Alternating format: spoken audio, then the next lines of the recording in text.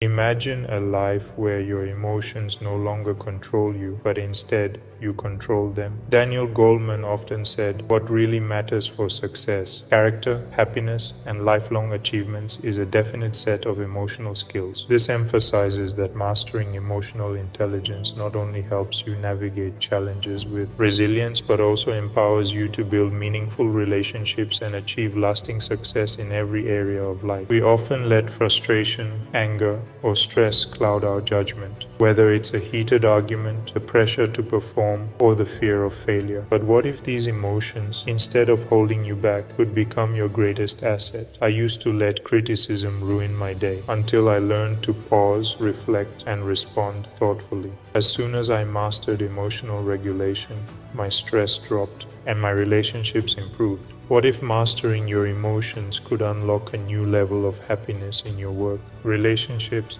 and daily life? Today, we're diving into the 5 emotional skills that will help you do just that. To help you streamline your journey to mastering these skills, I have created a comprehensive worksheet and checklist. You can find it in the video description below. This will guide you through practical exercises and reflection questions to enhance each emotional skill we discussed today. Success isn't avoiding challenges, it's mastering how you respond to them. Stick around, because by the end of this video, you'll see how mastering these skills can transform how you approach life, work, and everything in between. The first key to emotional intelligence is self-awareness, the ability to not only recognize your emotions as they arise, but also understand how they shape your behavior and decisions. It's like holding up a mirror, but instead of simply seeing the surface, you're asking deeper questions like, why am I feeling this? What's behind this reaction? True self-awareness goes deeper than just knowing what makes you happy or upset.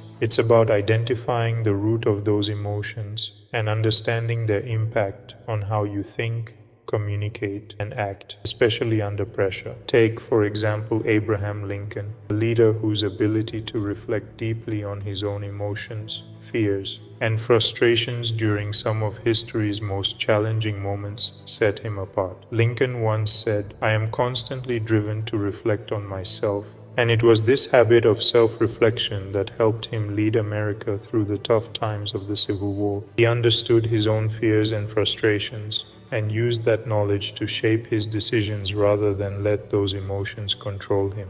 He wasn't just aware of what he felt, but why he felt it, and how it influenced his leadership without letting personal emotions cloud his judgment. In your own life, think about a time you reacted in frustration, maybe snapping at someone in a moment of stress, only to regret it later.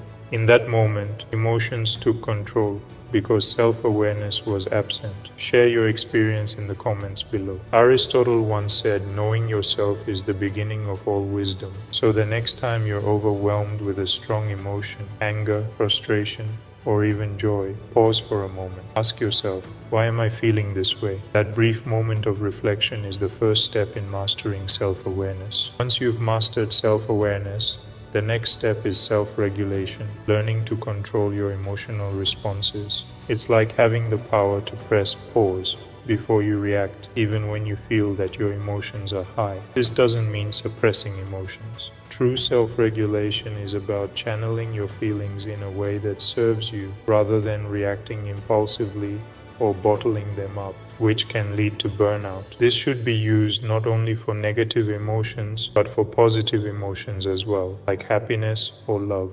Even in moments of excitement or joy, self-regulation helps you stay grounded and thoughtful, ensuring that your actions align with your values and long-term goals, rather than being swept away by the intensity of the moment. A powerful example of self-regulation is Mahatma Gandhi during his fight for India's independence. Despite enduring imprisonment, violence, and immense pressure, Gandhi remained committed to non-violence. His ability to control his anger and frustration allowed him to stay calm and focused on his mission.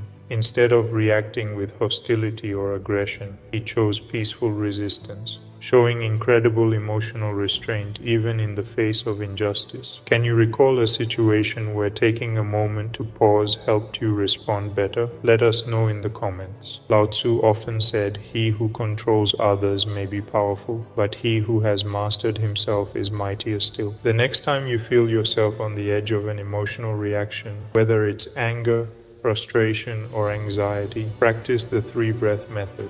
Pause, take 3 slow, deep breaths, and use this moment to regain control over your emotions. This simple practice can help create the mental space needed to approach the situation calmly and rationally. Now that you've learned to manage your emotions, let's dive into motivation. But we're not talking about motivation driven by external rewards like money or recognition. True motivation comes from within. It's that inner spark that keeps you pushing forward even when the obstacles seem overwhelming. But what fuels this kind of motivation? It's not just about wanting something. It's about having a clear and compelling reason behind your actions. It's your why, the deeper purpose that makes the effort worthwhile, even in the face of repeated setbacks. Take Thomas Edison as an example. His motivation wasn't based on fame or fortune, but on a passion for discovery. After thousands of failed attempts to invent the light bulb, he didn't give up. Why?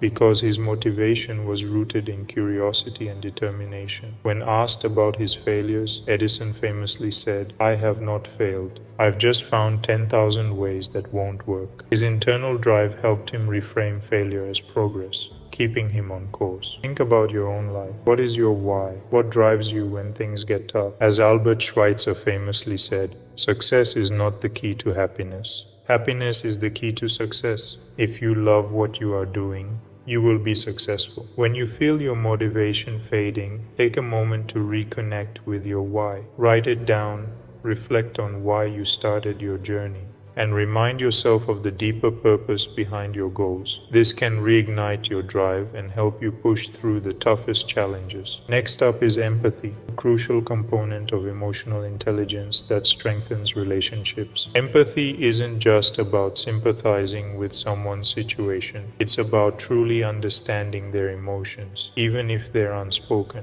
It's the ability to feel what another person is feeling and offer meaningful support. Empathy goes beyond just hearing words. It's about tuning into what's not being said. When we make the effort to truly understand someone's feelings and perspectives, we build trust, create stronger bonds, and open up the space for more meaningful interactions. A more fitting example of empathy comes from Abraham Lincoln during the Civil War. Lincoln was known for his ability to deeply understand the perspectives of both his allies and his enemies. His famous visit to the battlefield at Gettysburg, where he delivered the Gettysburg Address, was more than just a speech.